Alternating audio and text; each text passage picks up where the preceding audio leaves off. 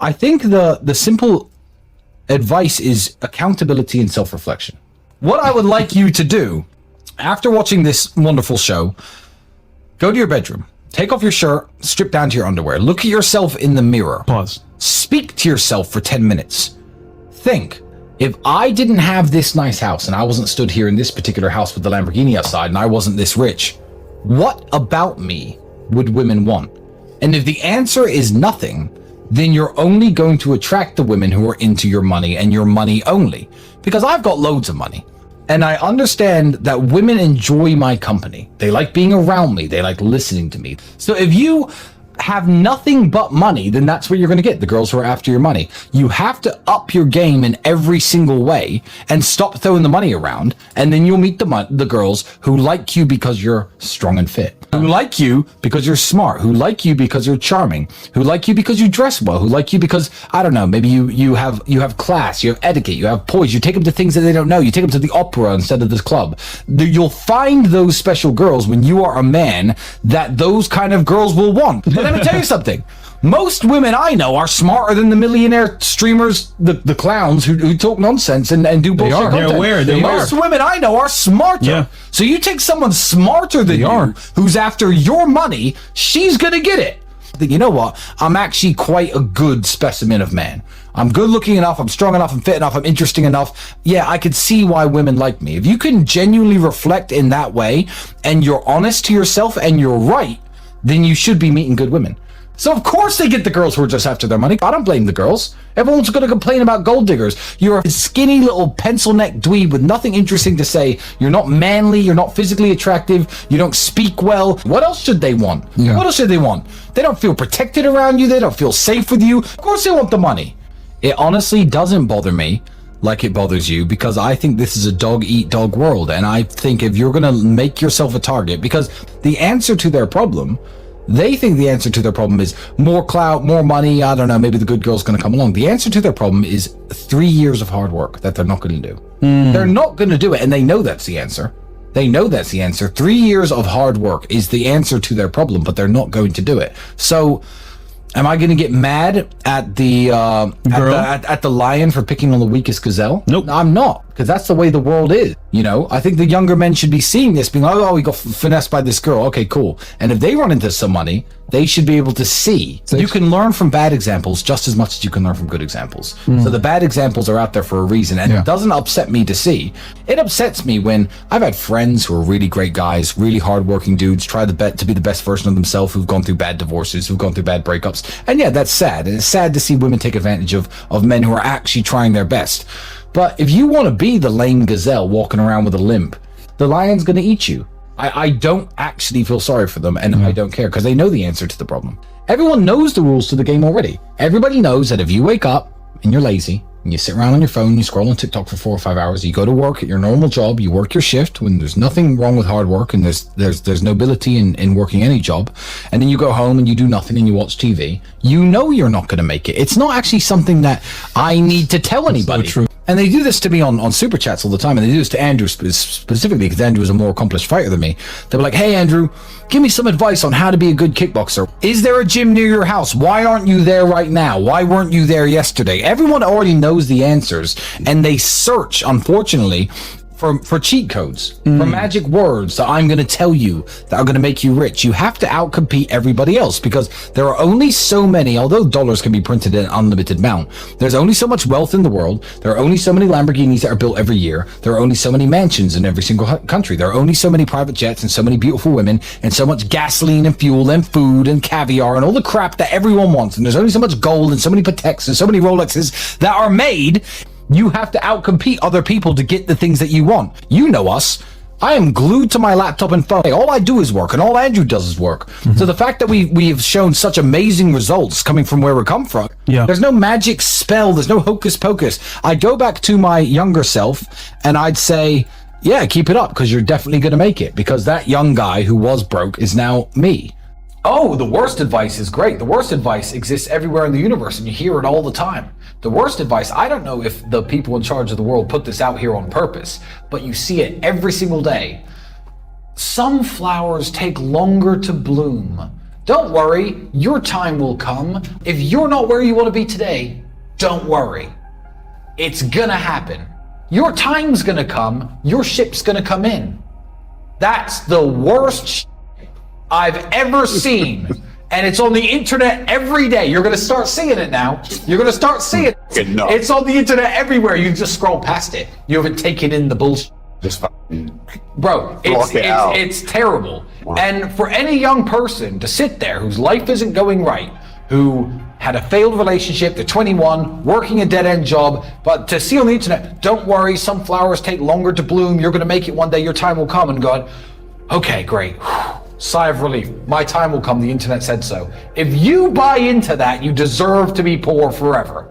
Like, panic mode is the best mode to be in. Things aren't quite right, life sucks, my girlfriend just left me, can't pay my rent, panic mode. Fuck the internet, some flowers take longer to bloom, fuck my time is gonna come, panic. Panic and succeed. That's the worst advice I've ever seen. Happiness is the purpose of life, but not for yourself. Let me make sure that my children are happy. Let me make sure my mother is happy. Let me make sure any woman who comes into my life is happy. Let me even, because men don't have each other's backs these days, make my friends, my male friends, as happy as I can. But nothing about my quest for happiness is about, I guess, personal happiness. I do the things I like to do. I like to drive fast cars. I do these things because they entertain me. But I don't wake up every day trying to be happy. So I don't think happiness is the purpose of life for men. I think men should be trying to make everyone else happy. It's very ironic, actually, that they'll call old-fashioned men like me who want to provide for their women and not maybe have their woman have a job and provide for his family in the traditional way. They'll say like, oh, you just want your woman to be a slave for you. Okay, she might make a few sandwiches. Okay, she might cook a few meals. She might change a few diapers. But if I'm working 18-hour days, 7 days a week, I am the slave. Yeah. I serve people. That's what I do. The people in my life, I serve them. And by exchange, they serve you back. Your daughter can make you happy, your wife can make you happy, girlfriend, mother, they can make you happy too. And just seeing the smiles on their faces is often enough for men.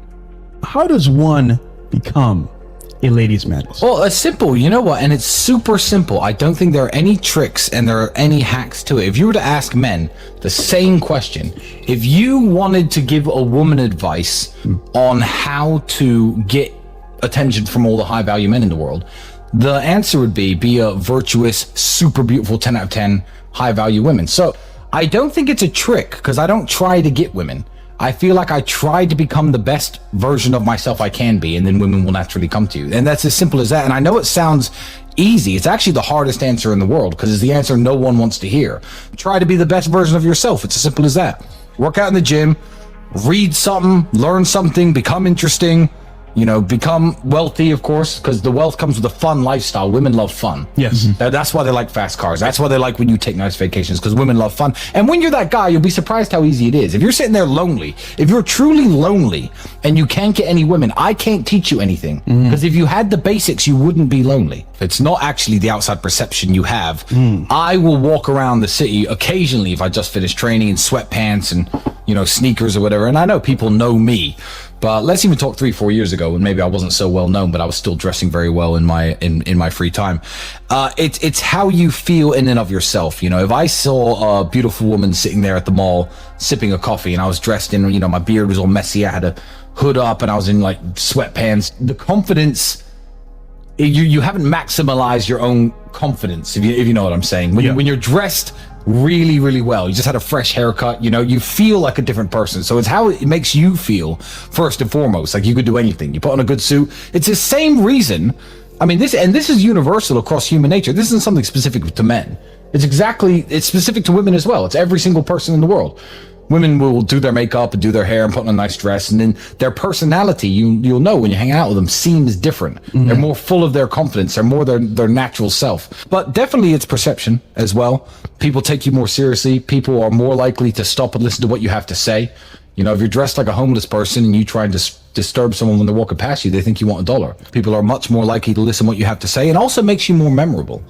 Also makes you more memorable. A lot of guys don't dress up. Keep in mind, because you go for a job interview, you have to understand, even if you just bought a basic kind of shirt from a store and some pants and some shoes and you think you're dressed nice, that's like the standard issue job interview uniform.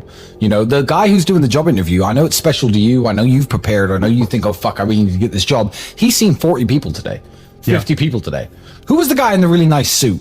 That stands out, you know? So also it burns you into people's minds and memories much more. Yeah. When people say the word Tristan Tate, oh yeah, he always wears nice suits. And let me tell you something.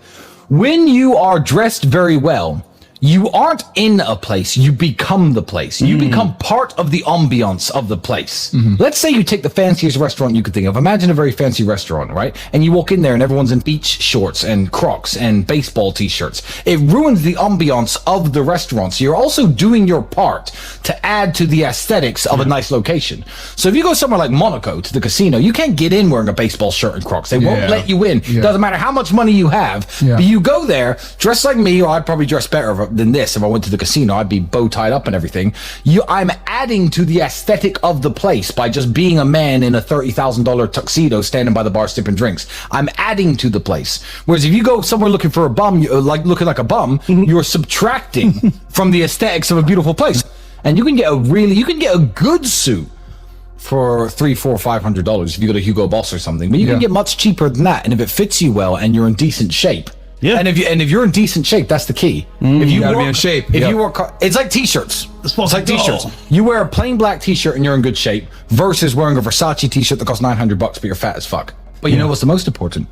Don't be a geek. Because it's the man inside the suit. Yes, it's the man inside the suit. You give me a t-shirt and shorts, and you put some of these dorks who hate on me in a $25,000 suit, and watch who gets the women, watch who gets the business contract, watch who will pass any job interview. Me in my shorts.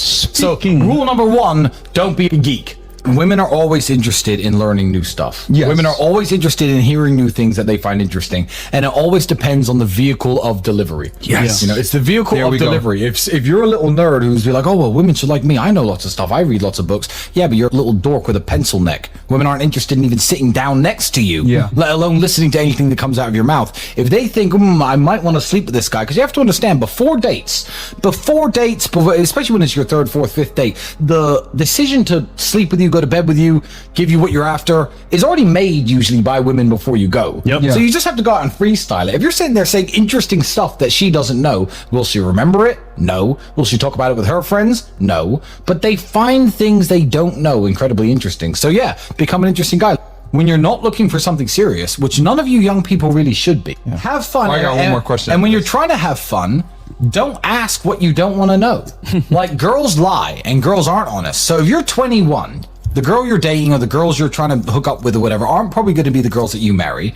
You know, if you meet a girl and you think, oh, this is suspicious, why is her handbag so expensive, blah, blah, maybe just hang out, eat dinner with her, have fun with her, and when it ends, it ends. Maybe don't try to be, hey, what are you actually really doing? You're 21, shut up. One, she doesn't have to explain herself to you, but 2, you're not in the position where you can offer something so serious. It's only when you finally establish yourself and you're looking for those girls that you perhaps, want to settle down with, want to get married with, want to start a family with, where you need to be analyzing her past. So that's a game to play for the older dudes, I feel, rather than you youngsters. A lot of guys are like 19. How do I find a good girl? Maybe just, become a millionaire and find one when you're 28.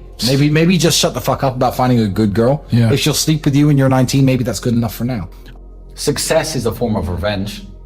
Success is the best form of revenge. I don't believe in getting revenge on anybody. I've had people screw me over for money, break my heart, upset me. Yeah, but I don't do it for the revenge. It just naturally happens. Being angry at someone is like holding a burning stone in your hand with the intention of throwing at them. Like, it might do them some damage, but it'll do you more damage first. I don't hold on to these. I didn't need fuel to go and make something of myself. It's just naturally happened as a form of revenge. But success is a form of revenge. I think it's the only form of revenge.